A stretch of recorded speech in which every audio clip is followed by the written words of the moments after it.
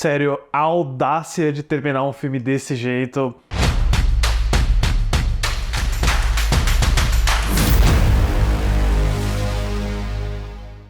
Olá, fãs da sétima arte, meu nome é Lucas Nascimento e esse é o Lucas Filmes e vamos continuar aí com o nosso especial de franquia para falar sobre De Volta ao Planeta dos Macacos, filme de 1970 dirigido pelo Ted Post. Mas antes eu pedi para você curtir esse vídeo, se inscrever no canal e ativar o sininho para não perder notificação dos próximos vídeos. Apertem os cintos porque estamos aí prontos para uma das sagas e jornadas mais bizarras da história do cinema.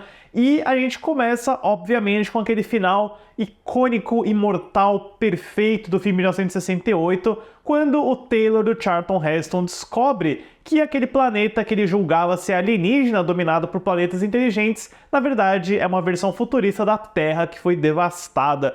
Então, como que você continua a história a partir dessa reviravolta tão gigantesca que literalmente te obriga a terminar o filme? Bom, o primeiro Planeta dos Macacos foi um grande sucesso, ainda mais considerando o investimento pequeno, então a Fox imediatamente queria uma continuação e logo liga para o Rod Serling para tentar bolar alguma história, mas como o Rod Serling estava muito ocupado com seus projetos, ele acaba recusando a oferta, então a Fox recorre ao próprio autor do livro original, o Pierre Boulle, que acaba desenvolvendo uma história chamada Planeta dos Homens, que traria o Taylor do Charlton Heston reunindo uma rebelião, uma revolta de humanos contra os macacos. Mas o estúdio acaba não curtindo muito esse roteiro, eles dizem que não tem nenhum fator de inovador, de coisa interessante como era o primeiro filme, então eles acabam batendo mais ideias até chegar em um cara que seria muito importante para o desenvolvimento da franquia nos próximos capítulos, que é o roteirista britânico Paul Dehn, que tinha escrito filmes como 007 contra Goldfinger e O Espião que Veio do Frio, né? Um cara bem famoso por romances de espionagem.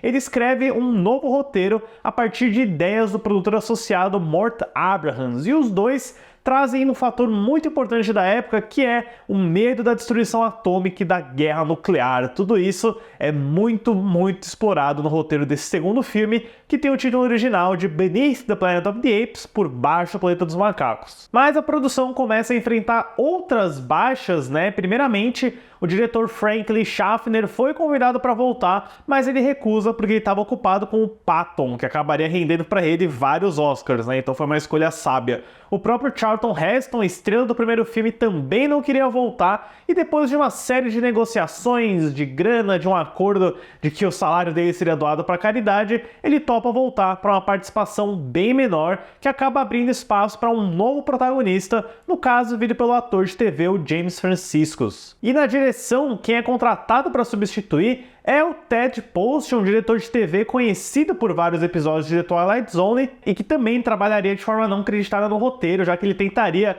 por várias semanas tentar reescrever e dar um sentido melhor para várias das ideias do Dehn e do Abrams. Outras duas baixas fundamentais incluem o Roddy McDowall, intérprete do Cornelius, que estava ocupado com outro projeto, e o compositor Jerry Goldsmith, que também estava trabalhando com Schaffner no Patton, que é substituído pelo Leonard Rosenman. As filmagens acontecem em 1969 com um orçamento bem reduzido de 2,5 milhões, metade do que o original fez, e a Fox lança De Volta ao Planeta dos Macacos em 1970, e o resultado, assim, sem sombras de dúvida, é uma das continuações mais bizarras que alguma franquia já ganhou. A história do filme começa logo após o anterior, quando Taylor, vivido por Charlton Heston, investiga a Zona Proibida após sua descoberta chocante. Ao mesmo tempo, o astronauta Brent, vivido por James Franciscus, é enviado para encontrar Taylor. Bom, acho que você pode dividir esse segundo Planeta dos Macacos em dois filmes bem diferentes entre si. O primeiro é, sem sombra de dúvida, o pior, porque é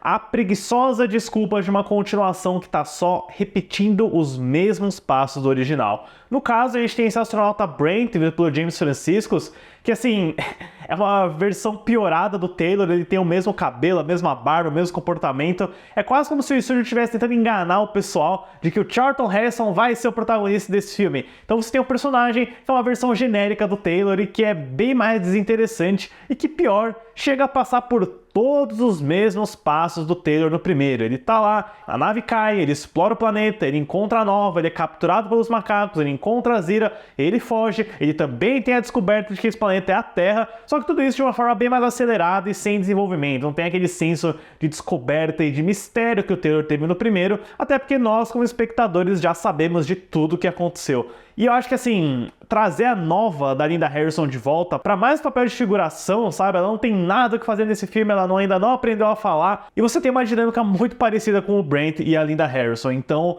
essa primeira metade é difícil, é meio que um desperdício, assim, sabe? Porque você tá vendo a mesma coisa de novo, com um investimento menor e com um trabalho, assim, que não parece tão bom, sabe? Você nem tem tanto investimento nos macacos em si. A principal adição é esse General Ursus, que é um vilão interessante até, né? Ele tem uma caracterização muito legal, ele faz parte do grupo dos gorilas, mas é uma primeira metade bem complicada que acaba ficando melhor. Eu acho que o ponto de transição é muito interessante quando o Brent descobre a linha de metrô, né? Ele tem uma estação de trem que leva para uma sociedade subterrânea desse que é o elemento mais bizarro da franquia Planeta dos Macacos inteira, que são os mutantes. Tá, são os mutantes. A gente descobre que existem humanos que sobreviveram a essa devastação do seu planeta Terra, essa destruição por bomba nuclear, e eles ficaram completamente danificados, deformados e ganharam poderes de telepatia. Exatamente, o Planeta dos Macacos 2 introduz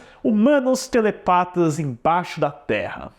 Se a primeira metade desse filme é uma reciclagem preguiçosa do primeiro, não dá pra negar que as ideias são bem mais audaciosas na segunda parte. E assim, tenho sentimentos mistos, tá? Porque eu acho que a ideia de você ter um tipo de humano diferente, uma classe organizada embaixo da Terra, é muito legal. Eu acho que esse é um conceito que eu sou louco pra ver os novos filmes tentando retrabalhar e encontrar algo novo e melhor sucedido, porque puta, os humanos com telepatia, usando poder de mente, forçando o Brent e o Taylor a lutar numa gaiola, assim, tudo isso é muito bizarro, mas você tem esse elemento que é interessante, que é o culto à bomba atômica, né? Eles têm lá embaixo um foguete com uma bomba nuclear que eles veneram como se fosse um deus, o que diz muito sobre aquele período, sobre a Guerra Fria, sobre o medo de destruição nuclear, mas acaba gerando os resultados, assim, que em termos de execução, de visual, de fotografia, de figurina, de maquiagem, são meio ridículos, vai, não dá pra negar isso daí, e você tem esse conflito que vai emergindo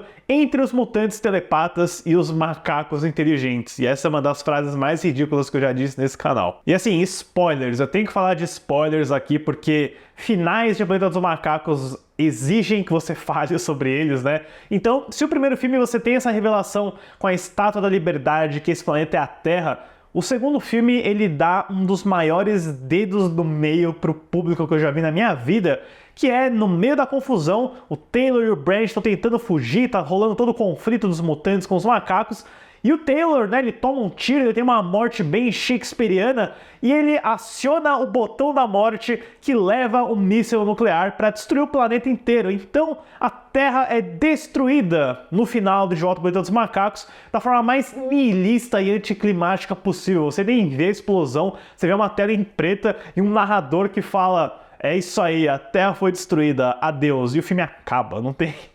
É muito tipo assim, a gente não sabe mais o que fazer, não nos pesam continuações, o mundo explodiu, ninguém sabe o que fazer, tchau, vão pra casa, nos deem dinheiro.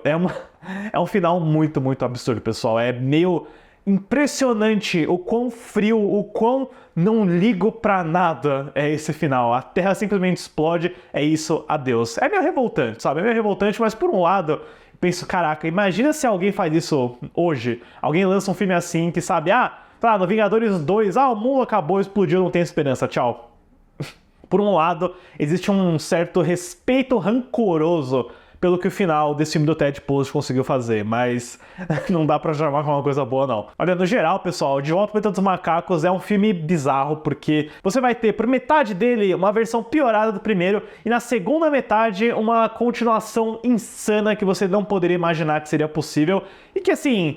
pela audácia, você consegue salvar algumas coisas. Eu acho que a ideia do culto à bomba atômica é interessante, a ideia de um grupo de humanos organizados embaixo da Terra também garante aí um potencial bacana, mas, sei lá, os personagens, o que acontece com o Taylor e toda a execução dos telepatas, e especialmente o final, é meio difícil de aturar. Pra De Volta ao Planeta dos Macacos, eu dou uma nota 4. E é aquilo que eu falei, eu não tenho dados de estreia no filme nos cinemas de bilheteria, mas ele rendeu um total de 19 milhões de dólares, o que, considerando um investimento de 2,5 milhões, é considerável, é quase 10 vezes o valor do orçamento, então isso praticamente obrigaria a Fox a fazer mais continuações, mas como diabos você faz uma sequência para um filme onde o planeta literalmente explode no final?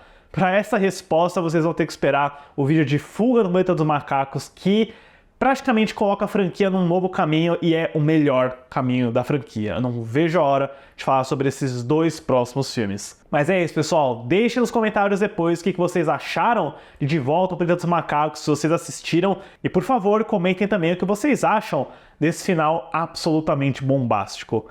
Sério, pessoal. Obrigado pela visita e até a próxima sessão.